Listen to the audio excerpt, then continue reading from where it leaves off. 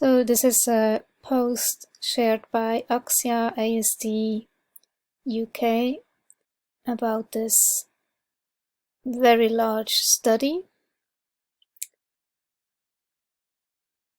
But Axia writes, Axia is not affiliated in any way with this research project, and we are posting this article purely for informational purposes. If you're thinking about participating in this research, please ensure you read the information sheet and consent form very carefully. And why should you read it very carefully? Why autistic people are worried by Spectrum 10K psychology today. As many people in the autistic community have by now heard, Professor Simon Baron-Cohen, who has spent the past few years rebranding himself as a neurodiversity proponent, has announced a new research program called Spectrum 10K. This collaboration between the University of Cambridge and the University of Los Angeles will, among other things, examine the DNA of a hoped-for 10,000 autistic participants, with the expressed aim of increasing autistic well-being. While the aim of improving well-being is a welcome one, the focus on autistic DNA has worried many autistic people, which it should. I have done my DNA test, but for other reasons, I just wanted to know, do I have the MTHFR mutation? And also I wanted to know if there is some genetic material about migraines, which in my case there was. So now I know that I have to supplement with B vitamins to support my health. So I think key is actually epigenetics, environmental toxins, the environment, adverse childhood experiences, and the amount of stress and trauma you have been exposed to during childhood. So this, of course, can totally influence how many health issues you will have to face. So that's why I think in this study, once again, they will go about it the wrong way. If anything, it is more worrying still what they state in that the genetic research is only to allow them to target co-occurring conditions, not autism itself. Understanding the genes underlying these conditions can help develop better medical support targeting these conditions in autistic people. Again, they are leaving out dietary interventions and trauma, completely ignored. It's not about the genes, it's about epigenetics. Aren't completely explicit here, but if they only want to use the genetics to target the co-occurring conditions, and if two of the key examples they use are dyspraxia and ADHD, then it sounds like since eliminating autism itself is no longer so acceptable, they have instead turned their focus onto other neurominorities. To many, this core aim of the project will be fairly indistinguishable from eugenics. It is just that the focus has been turned to eliminating intersecting neurodivergence instead of autism itself. In any case, as Josefina Tronosco, an advocate living at the intersection of being autistic and dyspraxic, put it to me, the line between conditions falling under the neurodivergent umbrella is only there insofar as professionals keep trying to categorize them as entirely disconnected from one another, when actually they blend into each other. Certain symptoms will overlap, and hence it will be impossible to say whether they'll be related to one or the other condition. So here you see it in the Venn diagram. And why would you want to extinguish one for the other? Because super creative with a big imagination. That's the other side of the coin. Dyslexia. Again. Amazing creativity and thinking. Autistics with amazing ability to focus and succeed. ADHD, highly creative and motivated. Those research people need to start looking at the positive sides, not just always all the disability and deficiency. This is a big plus. The world needs that. It's a different way of thinking. May relate differently to other people and have differences in language and communication with unique creativity and determination. Independent with an amazing capacity for focus. Our brains diverge from the neuronorm in individual ways, and you can't pick what you want to keep and toss away the rest. It seems to me as if this project wants to treat us as humanoid robots with customizable traits in order to perform optimally. It's eugenics very poorly disguised as forward-thinking research. I realized that there was a physiological disruption in PTSD which would result in destabilization of the body and the brain, and specifically the autonomic nervous system.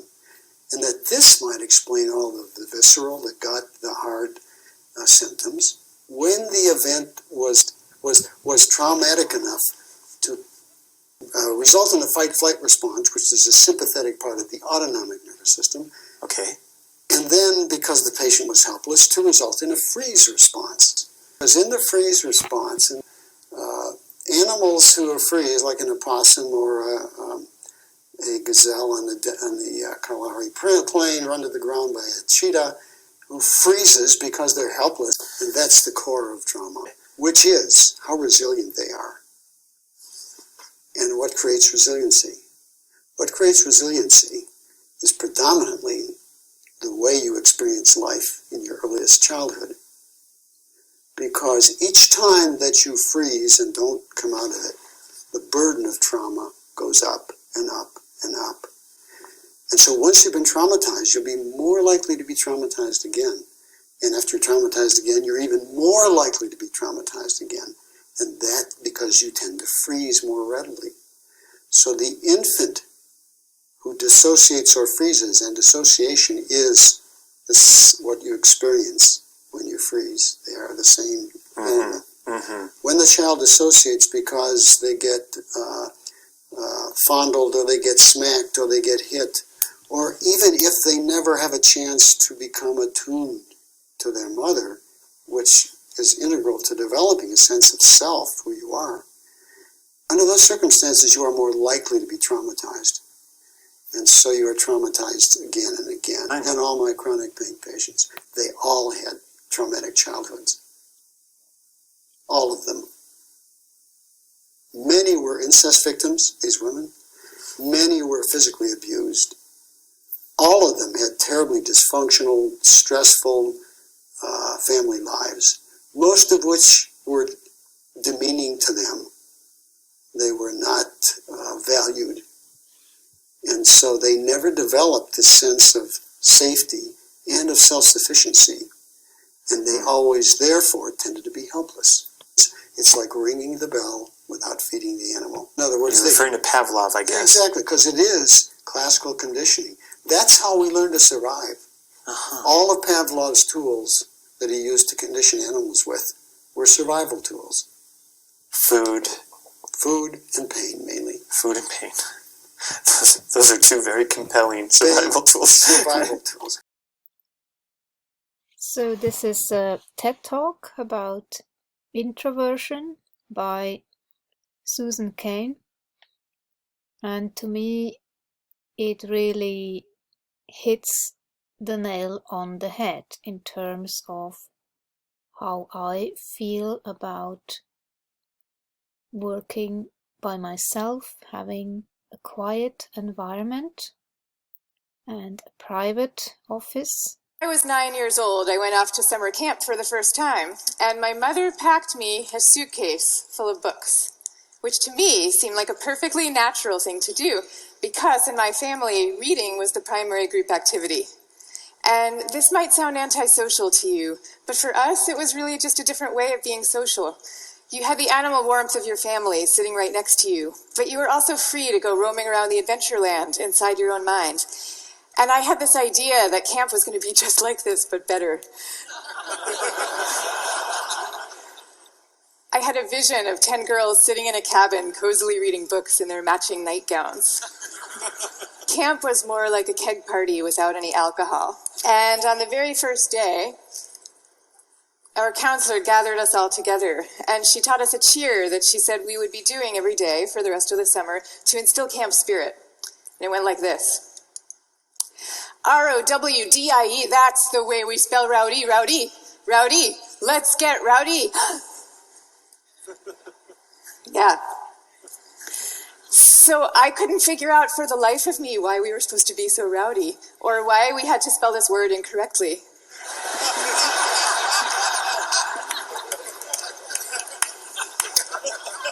But I recited the cheer. I recited the cheer along with everybody else. I did my best. And I just waited for the time that I could go off and read my books. But the first time that I took my book out of my suitcase, the coolest girl in the bunk came up to me and she asked me, "Why are you being so mellow?" Mellow, of course, being the exact opposite of R-O-W-D-I-E. And then the second time I tried it, the counselor came up to me with a concerned expression on her face, and she repeated the point about camp spirit and said we should all really work very hard to be outgoing. And so I put my books away, back in their suitcase, and I put them under my bed, and there they stayed for the rest of the summer. And I felt kind of guilty about this. I felt as if the books needed me somehow, and they were calling out to me, and I was forsaking them. But I did forsake them, and I didn't open that suitcase again until I was back home with my family at the end of the summer. Now, I tell you this story about summer camp. I could have told you 50 others just like it. All the times that I got the message that somehow my quiet and introverted style of being was not necessarily the right way to go, and that I should be trying to pass as more of an extrovert. And I always sensed deep down that this was wrong, and that introverts were pretty excellent just as they were. But for years I denied this intuition, and so I became a Wall Street lawyer, of all things, instead of the writer that I had always longed to be, partly because I needed to prove to myself that I could be bold and assertive too. And I was always going off to crowded bars when I really would have preferred to just have a nice dinner with friends. This is how an autistic will feel after too much peopling. You feel exhausted, and you need to recharge in solitude. So it's a physical need, Otherwise, you will get sick. It happened to me on several occasions, but one in particular. I was meeting somebody, and this one was a real talker. She couldn't stop. She was just talking.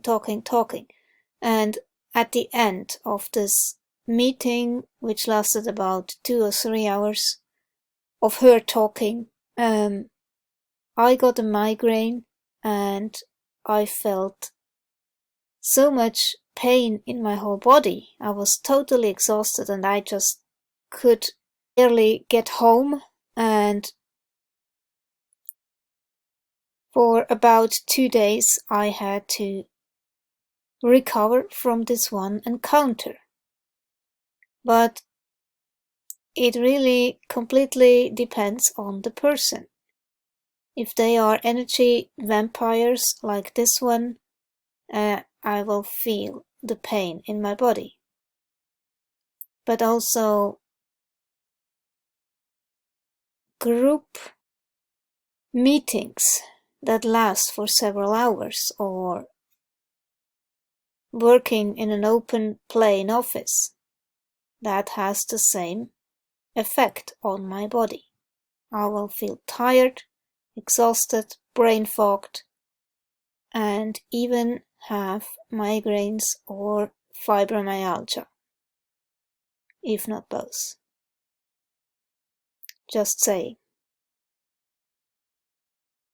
Why would I want to expose myself to that again and again? Enough is enough, and you don't get younger, and therefore the need to work in a private office, it's just plain self-protection. That's all that it is. Because for an autistic, it's indeed too loud, too bright, too fast, too tight, just too much of everything. So for me, I have also misophonia, not just hyperacusis.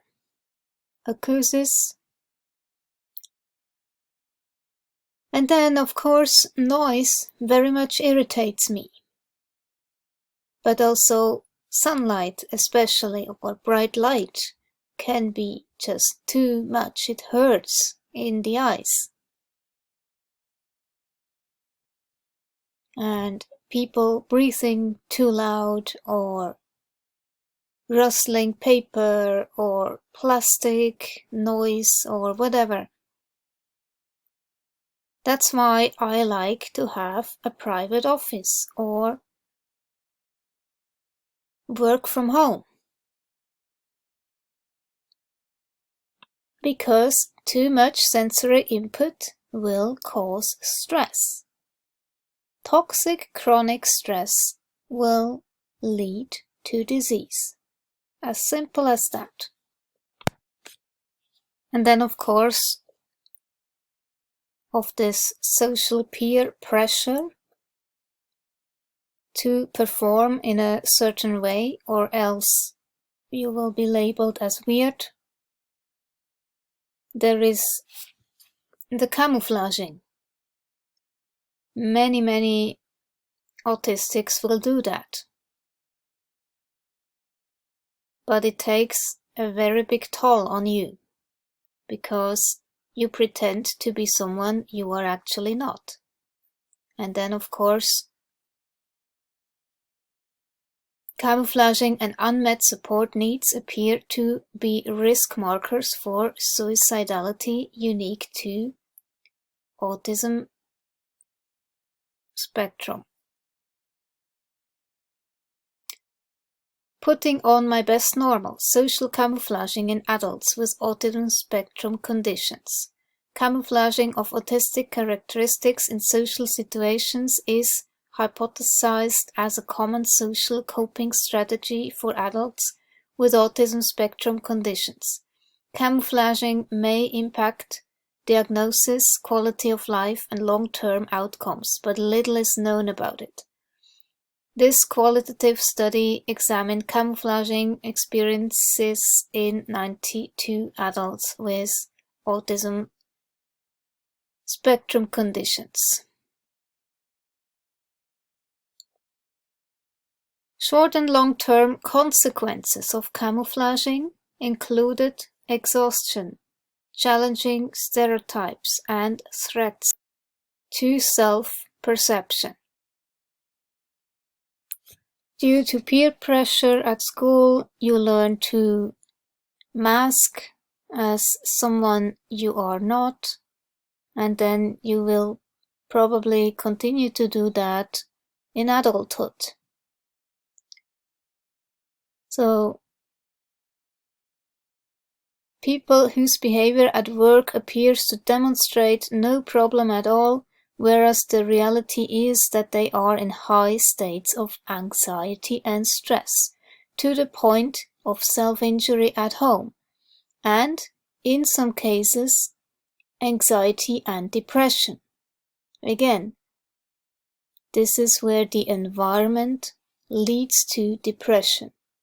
It's not per se an autistic trait. It's the environment that will cause depression. This demonstrates just how important it is that all concerned recognize this reasonably common autism-related pattern as early as possible. Now, this is what many introverts do, and it's our loss for sure, but it is also our colleagues' loss and our community's loss, and at the risk of sounding grandiose, it is the world's loss, because when it comes to creativity and to leadership, we need introverts doing what they do best. 1/3 to 1/2 of the population are introverts. 1/3 to 1/2. So that's 1 out of every 2 or 3 people you know. So even if you're an extrovert yourself, I'm talking about your coworkers and your spouses and your children and the person sitting right next to you right now. All of them subject to this bias that is pretty deep and real in our society. We all internalize it from a very early age without even having a language for what we're doing. Now, to see the bias clearly, you need to understand what introversion is. And it's different from being shy. Shyness is about fear of social judgment. Introversion is more about how do you respond to stimulation, including social stimulation. So extroverts really crave large amounts of stimulation, whereas introverts feel at their most alive and they're most switched on and they're most capable when they're in quieter, more low-key environments. Not all the time, these things are an absolute, but a lot of the time. So the key then to maximizing our talents is for us all to put ourselves in the zone of stimulation that is right for us. But now here's where the bias comes in. Our most important institutions, our schools and our workplaces, they are designed mostly for extroverts and for extroverts' need for lots of stimulation. And also, we are living through this belief system. We have a belief system right now that I call the new groupthink, which holds that all creativity and all productivity comes from a very oddly gregarious place. So if you picture the typical classroom nowadays, when I was going to school, we sat in rows. We sat in rows of desks like this, and we did most of our work pretty autonomously. But nowadays, your typical classroom has pods of desks of 4 or 5 or 6 or 7 kids all facing each other. And kids are working in countless group assignments, even in subjects like math and creative writing, which you would think would depend on solo flights of thought. Kids are now expected to act as committee members. And for the kids who prefer to go off by themselves or just to work alone, those kids are seen as outliers often, or worse, as problem cases. And the vast majority of teachers reports believing that the ideal student is an extrovert as opposed to an introvert, even though introverts actually get better grades and are more knowledgeable, according to research. Okay, same thing is true in our workplaces. Most of us work in open plan offices without walls, where we are subject to the constant noise and gaze of our coworkers. And when it comes to leadership, introverts are routinely passed over for leadership positions, even though introverts tend to be very careful, much less likely to take outsized risks, which is something we might all favor nowadays. And interesting research by Adam Grant at the Wharton School has found that introverted leaders often deliver better outcomes than extroverts do, because when they are managing proactive employees, they're much more likely to let those employees run with their ideas, whereas an extrovert can quite unwittingly kind of get so excited about things that they're putting their own stamp on things, and other people's ideas might not as easily then bubble up to the surface. Call it the cultural cage. You called it the cultural cage. Yeah. Because animals who live in cages die young. They have a very poor survival rate. They show the same autonomic dysregulation diseases, I suppose. They're helpless. Whatever happens to them, they're helpless. And the helplessness is reinforced many, many times a day. And as a result, they never discharge whatever trauma they experience in the course of being a resident of a zoo or whatever situation there is. Pavlov's dogs were all traumatized. They lived in cages and they were exposed to pain. I guess that's one argument against studying animals in captivity as like ideal subjects for human. It's a real problem because you've created the neurochemistry and the physiology of trauma. Yeah, so you're going to be changing the look of the bell curve. Right. Yeah. Right. The cultural cage.